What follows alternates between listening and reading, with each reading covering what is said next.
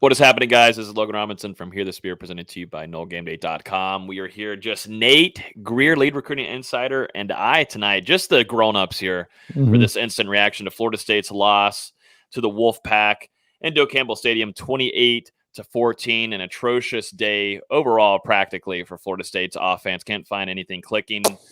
Rushing on Florida State's offense, also for Mike Norvell and Dillingham, even worse than last weekend. Just nothing there. Mackenzie Milton really had a tough day overall. Not a pretty game, Nate. This was a tough one. You know, they came into this game, a couple guys sick, not being able to practice, some of them not practicing at all this week. And you also don't have Jordan Travis, and it goes to show how inefficient that offense is without having him there. Yeah, I mean, we talked about, in this preview, how tough this is. Back-to-back weeks that Florida State's played a really tough run defense, and how they were going to have to throw the ball in order to win the game. They were going to have to make plays through the air. Florida State threw the ball 44 times today. That's the last time it's happened since Georgia Tech last year. So I think last year, I forget. I'm pretty sure it's last year. Anyways, so you can't. I'm not going to beat up the run game too much because this was a really good. It's a top 10, number 7 in the country in advanced metrics run defense. I think by the play calling, Florida State knew they had to pass. They had to throw the ball. But this offense is what it is right now with Travis as a run-oriented, run-first offense. And I appreciate Milton. He's got balls to steal. And for him to still, go out there and tough it out and, try to make things happen, his body just is, it's let him down. And, he doesn't have the velocity, not that he really ever had it, but, he doesn't plant. He's consistently fades back and throws off his back foot, and it's not there anymore. So, Florida State offensively, it was really, really awful. First half was bad. Second half was better. They spread them out, and they were at least able to find some stuff in the second half. Yeah, no, that was a gutsy call there coming in from after halftime, and Mike Norvell going for the onside kick, and it worked. It worked perfectly, and he went down there and scored a touchdown with it. And that's 3 and 5, man. Had to work. Yeah, at that point, you just go for anything. But going back to the rushing game, only 38 yards on the ground. Mackenzie Milton goes 22 of 44 for 233 yards, a touchdown, and an interception. I think early on he was pushing a lot of things, and that's that's unlike from what you see from Milton. But he was pushing a lot of things, going into double coverage for no reason, just kind of just out of a little bit. And you kind of saw a spark there happen in the second half, but still going into double coverage a lot. Some balls being kind of just all over the place a little bit, but I mean, he's put in this situation at his body. I mean, you're not wrong, Nate. I think his body just kind of letting him down on that part, physicality wise for him. Yeah, and I know you and I have gone back and forth on Travis versus Milton. I don't think anyone realized that he was gonna drop off physically as much as he has. Yeah. So it is what it is, man. How much would Chuba have helped this week? You just don't know. He made a decision for himself. So yeah, no, he did, and that was my kind of instant thought there after Florida State went 3 times in a row, 3 and out. I was kind of thinking Purdy might have entered that transfer portal a little maybe too early, or we never know what goes on behind the scenes. A lot of people are saying on Twitter, what about if Norvell had mentioned to Purdy heading into this week that he'd be behind Milton and maybe didn't feel like he should have been that way. Steve and I kind of talked about that on the Mark Rogers, the FSU channel post game is, it comes down to, we don't see every day. We don't see the everyday stuff. And my personal opinion is that something has happened for this coaching staff not to trust. So it is what it is for a reason. Something has happened where Florida State does not trust or did not trust to put him out in the field, and that's that. You know, that's kind of where it's at. So I can understand why he possibly leave the portal and want a new start, but you know, Yeah. That's what it comes down to.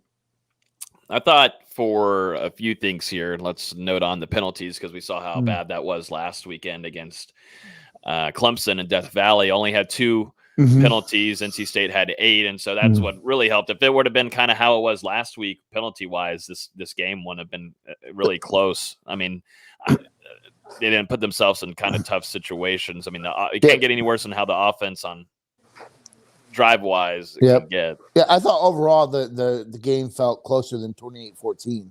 Yeah. You know, I don't think, you know, it doesn't feel like it was a 14-point loss.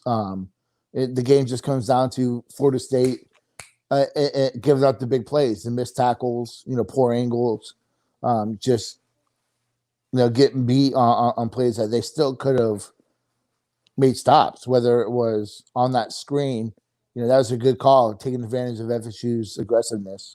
You know, they missed a tackle there. The first touchdown, Jones got beat, you know, just had to be clear confusion on the coverage, but he still could have made a tackle. He makes that tackle, who knows? It could have been 3 instead of 7. Tackling was really, really bad. But you could tell this team had players missing practice all week because they just weren't there. Like the physicality wasn't there at all in the first half. They felt very lethargic, and you could feel it. You could see it. I think that this was a team that had numerous players out during the week, and this is what we saw. He said Norvell had mentioned it, that this was an extremely challenging week practice-wise for them because they had missed a lot of guys that maybe didn't even practice at all this week. Had guys struggling during practices too, just not feeling right. And think about it too, go back to last week. Guys dinged up from the Clemson game. You know, we got to see, you didn't see Lawrence Toafili. It was a good sign though to see him out of that boot during practice this week. We saw him sidelined and you know, that's that. But going in and seeing him walk on the sideline without a boot is definitely a good sign there. Yeah, but we talked about too, Logan, how this is a tough stretch of the schedule. You know, that you know you have, you know, Clemson, NC State, Miami. You know, this is going to really test FSU's depth because we all agreed that coming out of Clemson, that was going to be a physical matchup, regardless of the records, and you know, it was just going to be a hard hitting game, and it was. And you know, Florida State just doesn't have the depth to plug someone else in if someone's out or banged up. They got to play hurt. Yeah. Florida State didn't lose because of penalties whatsoever. No, not at all. But just to mention two ACC refs as usual. I mean, it is really, really bad. I mean, it's just awful. It's real. You know, Flanagan's crew and this guy's crew are like amongst, like, I think they're 1 and 2 nationally in terms of just how god awful they are. Like, horrible. Yeah, it's a total joke. I mean, it's really bad. Milton and Andrew Parchment, got to see a lot of Andrew Parchment tonight. You know, Keyshawn Helton also has a good game, but Andrew Parchment kind of there. And then you see Jordan Young as a number 3 wide receiver there. Just overall offense, just such a weird day. Deshaun Corbin only goes for, he's your top rusher with 33 yards. And after that, Trayshawn Ward, 4 yards. I think that this, like I said at the start of this, I think it just comes down to, you know, Florida State knew they had to throw the ball, and it's just a different team when you have McKenzie back there. You know, how many times did Milton stop short of right at the first down that could have sustained drives? Yeah, I saw that too, and was just not looking right there at the first down line. And also, I think too, I mean, that's why we kind of made our predictions this week. We kind of got a feeling of what the offense was going to maybe look like with Milton. I thought it'd Yep. be a little bit better, but also you're facing a pretty decent Mm. defense. But there was multiple times during this game where I thought, Florida State with Jordan Travis there, that's a touchdown. It's one-on-one situations where that's 6, and that's tough. Yep. I mean, you can't. Milton's Milton. I mean, that you're hindered by his physicality and how healthy he is to do things here and there. Mhm. But Jordan Travis, I mean, there's numerous times where at least you're able to stretch the field there, where he's able to get out of the pressure and take it down the field for 10, Right. 15, 20 yards, and definitely in the red zone where they had multiple chances. And and Florida State, with Milton there, it was just hindered. So, here's a little bit of a spoiler. I know I picked NC State to lose because I just won't pick that coach to win ever. And I'm not going to pick Miami to win next week either.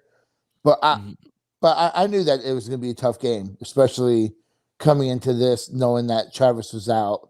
They're going to have to play Milton. Sorry, not Purdy, but have to play Milton. And, then the flu's no joke, man. Like, it's no joke. Yeah. It ravaged the team this week. Sapped a lot of energy. Just practices weren't that great. So, got to get it together. This next week is a must win. So, but I think that if Travis plays, it's a different game offensively. But let's talk defense. I want to give a shout out to Keir Thomas. Third week in a row, that he's played extremely well. 2 sacks. Yep, and his increased play, production is going to open it up more for Jermaine Johnson too. Teams aren't going to be able to key on him and double team him and chip him and run away from him.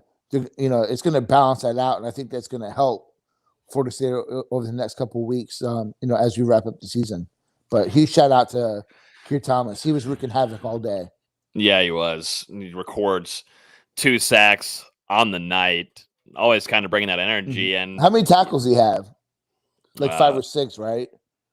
Yeah, overall 3 tackles, it's 3 tackles for solo tackles, and then 2 sacks and 2 tackle for losses. So a fantastic night for him, because you see Jermaine Johnson, he really is your instigator, disrupting the play and putting pressure on the quarterback, making him roll around, and that's where Keir Thomas is kind of just waiting for him to hit. I thought, Fabian played another good game, but shout out to Keir Thomas. He played extremely well. Yeah, and sorry to cut you off, but I know that the past couple of weeks I've been really down on Amari Gaynor. I thought he played really good today. Yeah. I thought the past couple of weeks they're using him a little bit differently. I thought he played pretty well. Malcolm Ray. I'll tip my cap to Deloach. She's been far and away the best linebacker so far this year. The DBs just, they let FSU down. Yeah, no, they did. There was a lot of times in coverage we saw with Jarian Jones where got beat on a route and couldn't tackle. Really, multiple plays where guys couldn't tackle, and it caused for big gains and even touchdowns, and ruined it. And I thought Jamie was a step behind tonight too. I thought Jamie was just a step behind a lot of things. I was about to bring that up because we talked about that again on the Mark Rogers. Is that was noticeable? So I really wonder if he was someone that was suffering from the flu this week and try to give it a go, or if he played banged up, because he did not have that pop, that energy that he brings to that secondary. No. And I thought Dent struggled a little bit. Yeah. He didn't play as well as he has the past couple of weeks, and Jones, that first touchdown was just inexcusable. You got to know what the coverage is. Yeah, exactly. Can't do that. Florida State, this is the nasty stat of the night. 2 on third downs, 2 of 16. Woo. That's the nasty one. You're not going to win. You're not going to win any game, whether it's NC State, Wake Forest, Jacksonville State. You have to stay on the field.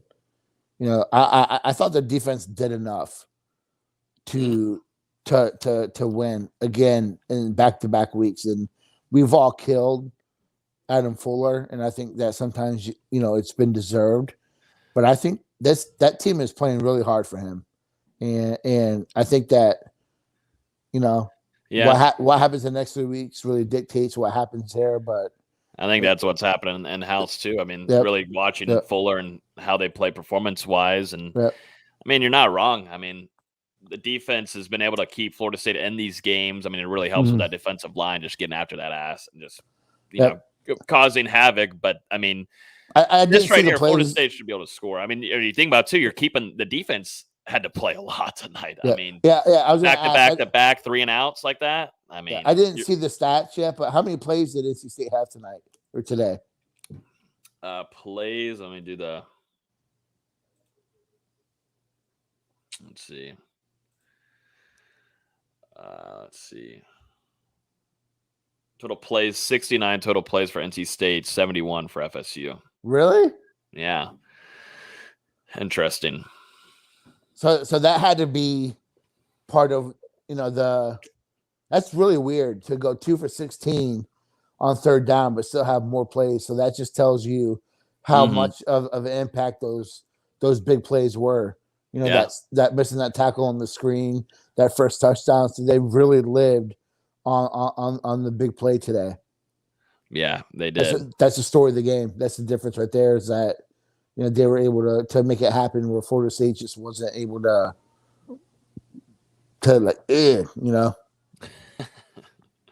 just wasn't pretty. I saw a lot of people on Twitter asking for Tate Rodemaker. You had mentioned too, Tate Rodemaker.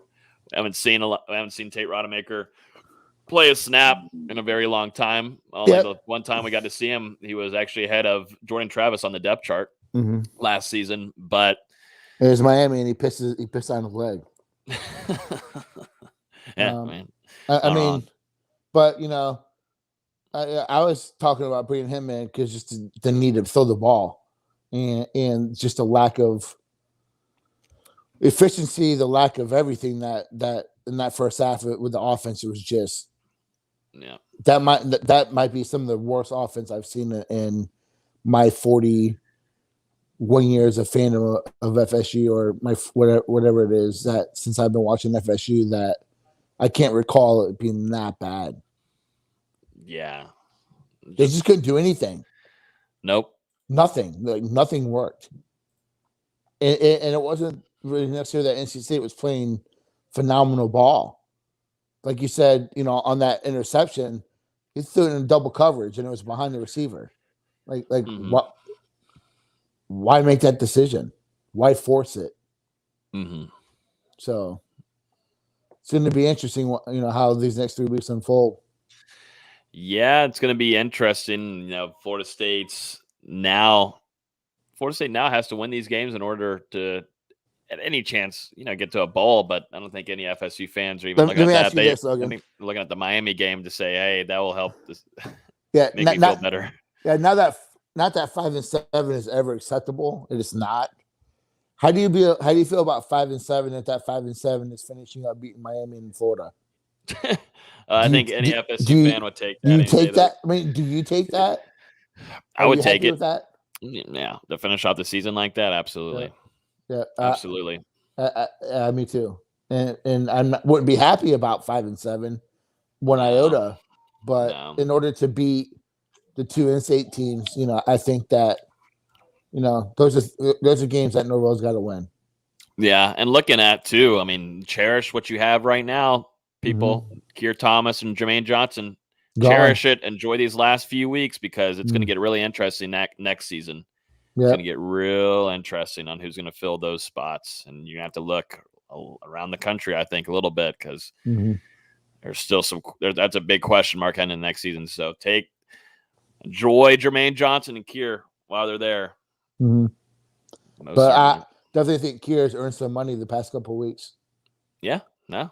So it's been great, and he's came in and has been a great leader along with Fabian Lovett too. I mean, I saw Fabian pulling back Deloach because Deloach was kind of getting into it, which could have caused a penalty. That has happened numerous times this season where guys are kind of holding each other accountable and pulling them away from doing silly stuff to cause penalties. And it's crazy to think a lot of these transfers coming in have turned into instant impacts and also instant impacts as leaders. So it's a young team.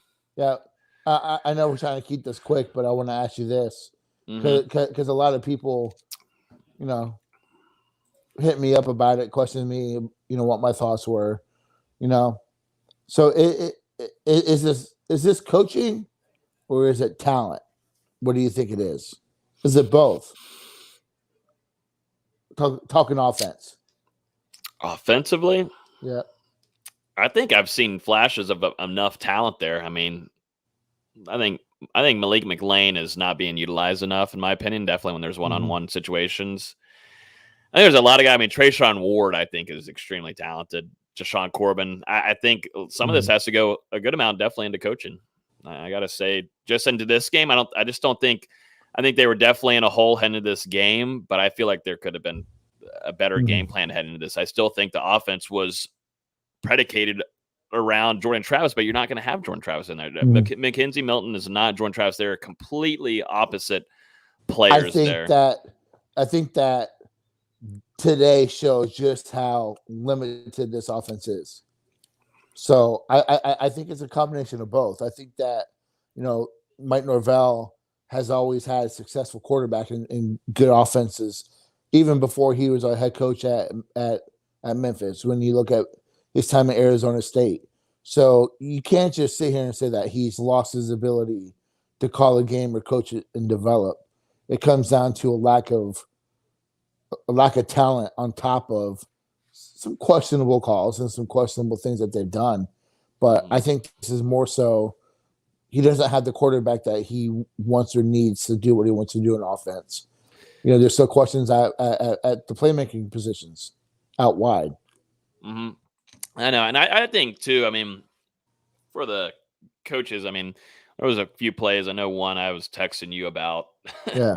about Portier being wide. I Wide think open. anybody in the stadium, but wide. I think two Wide players. I think open. Ontario was also open too, but Portier, that's an easy six. He was like by himself. We're talking wide open, and Milton misses him, but that's the coach putting him in a good spot, so you can't have blame there. But like you said, Correct. there's definitely some big questionable things, and my biggest thing is heading to this game. I feel like this offense was still based off if you were going to have Jordan Travis, and Mm-hmm. it should have been a whole change, but they kind of went into this expecting Milton to run that offense, and But that wasn't going to work. I don't know. It just wasn't going to work.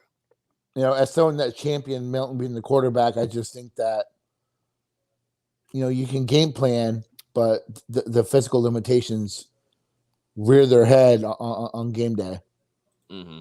And the offensive line has been dinged up since I feel like week friggin' 3, week 2 Yeah. maybe. I mean, it has been terrible. I know guys dealing with the flu and such, and limited time in practice, and that's what stinks about it. I mean, I think there's true talent there, but they've been dinged up this entire season, Yep. and they went straight into beating UMass after a bye week. Then you're going to face Clemson, and then they just get hurt again. Yeah. I don't think Devontae Love Taylor has been healthy since week 3, really. I think that Robert Scott probably had his worst game as a Seminole, but the guy's been banged up for 5 weeks now. Yeah. You have but you blame that on not having depth there to be able to substitute someone? Yeah, I blame that on depth, but you can't blame. That's not Norvell's fault. I think that's just the carryover from the 2 previous staffs. You can blame Norvell some, but that is carryover from Jimbo and Willie Taggart, the lack of depth on this team. Don't get it confused. Don't get it twisted. Don't get it confused. Don't get it twisted. No, you're not wrong. So Florida State's going to be facing Miami. We got the kickoff time for that 3:30 little afternoon situation for. I'm going to try to come. Manny Diaz. You're going to try to get up here? Oh yeah, dude. You want to come hang out with Manny Diaz? Oh yeah, me and Manny are BFF, man. Hey, this is going to be Mike's first time being in person coaching against Miami. So he gets his first try there. You got to hope Jordan Travis is back or the situation. You got to hope for good news on Tuesday, right? Mm-hmm. Well, we'll be in the make sure you guys get in the Discord too, because we'll have some practice updates there. But you got to hope number 13 is at practice on Tuesday, or things could get really interesting. Miami's got some fire now. It feels like they're They're back. They're back. Miami's back. The front runners are back, man. Front runner you. Front Absolutely. runner you. Yeah, how about the Gainesville? Things not looking good in Gainesville. Love to see it. That makes it feel a little bit better tonight. Mm-hmm. Yeah, love to see it. Yep. Nothing happened tonight in Tallahassee. Just point everything at Gainesville with Mullen. Are they at home? Oh, I lost Nate. I just lost Nate. Now I'm solo dolo on here. It always happens once every podcast. He disconnects from the stream yard broadcast. But that's going to wrap it up. This was our instant reaction to Florida State losing to NC State 28-14. Rough game offensively for Florida State. Couldn't find anything there. Nate, any last thoughts on this game and heading into next week? I'm not gonna say too much about Miami yet. Keep it for make them have to wait till Thursday. I think there's some challenges for Florida State on defense with what Van Dyke's been able to do on offense. I think that there's different challenges than what you expected earlier in the season, but there's also things that Florida State does really well, typically that Miami does not. It does not do a good job of stopping. So I think it's going to be a high-scoring game. But in terms of NC State, I think that this was another winnable game for FSU that they just couldn't get out of first gear on offense. And that continues to rear its ugly head. And Florida State's going to have to figure some shit out over the next couple of weeks, and as we head into the offseason because, this offense needs better talent, in my opinion, and hopefully that's coming, here pretty soon. Yep, we've got some work to do, so we'll have full coverage this week and give you guys practice updates over there in the Patreon at patreon.com/NoGameDay. The link is right here below. Mm-hmm. Just type that in. We give live updates throughout practice all during the week, and we'll see if Jordan Travis, along with a few other players. Also didn't see Travis J tonight. So we will keep an eye on that. Could get an interest. It's going to be definitely a really interesting next couple of weeks. So make sure you guys tune into the show. Make sure you guys will also be going live on Thursday instead of Wednesday nights. We're going live on Thursday because basketball's back. We'll be there in attendance in the Civic Center for the tip-off, the start of the season at 9 p.m. They are going to be facing the Penn, I think it is. Penn, if I'm Penn. Correct. So we'll be there for that game. Should be fun. Should be a fun start to the season for Leonard Hamilton and the basketball team, but not a fun season so far for Mongrel in his second season in Tallahassee, Florida State. Everybody, have a great rest of y'all's weekend. Go Steelers. Talk to you guys later. Bye. Oh, wait, hold up. Facing your Bears this on Monday night. I'm gonna make a prediction. I think that Justin Fields goes for probably 150 on the ground, and then probably throws for 350 in the air. Time to go. Now it's time to go. Nate's losing it. I got Chicago winning by probably 6 touchdowns. Oh my God! All right, now I gotta go. Now